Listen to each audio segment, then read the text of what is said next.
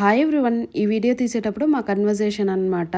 పల్లెటూరులో ఉంటే ఎన్ని ఉపయోగాలా అని వీడియో పెడతా అని చెప్పి మా అక్క నేను మాట్లాడుకుంటూ ఉన్నాము.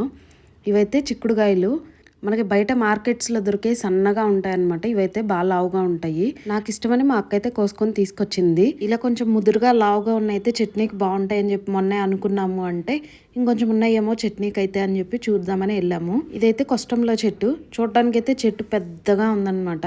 తీర చూస్తే కాయలు చూసారా ఇన్నే దొరికినాయి అందులో. దీనికంటే ఆ ఇంట్లో చెట్లోనే ఇంకొంచెం దొరుకుతాయేమో అని చెప్పి మళ్ళీ ఆ చెట్టు దగ్గరికి అయితే వెళ్ళాము. అండ్ ఎంతైనా పల్లెటూరులో దొరికే వెజిటబుల్స్ కానీ ఫ్రూట్స్ కానీ చాలా ఫ్రెష్గా దొరుకుతాయి.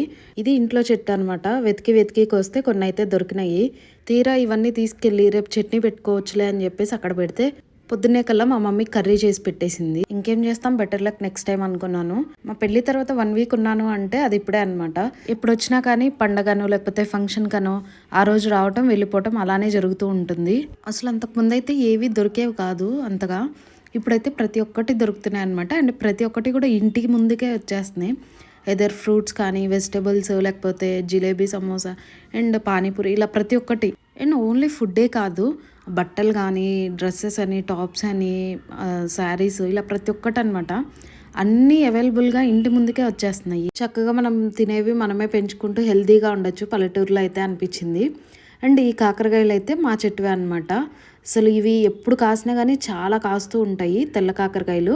అండ్ టేస్ట్ కూడా బాగుంటాయి. మా చేలో వేసినప్పుడు వారానికి 2 కేజీలు దొరికాయి, అంతగా కాసేవి కాయలైతే. మీకేది ఇష్టం, పల్లెటూరు ఇష్టమా సిటీ లైఫ్ ఇష్టమా? కామెంట్ చేసి చెప్పండి.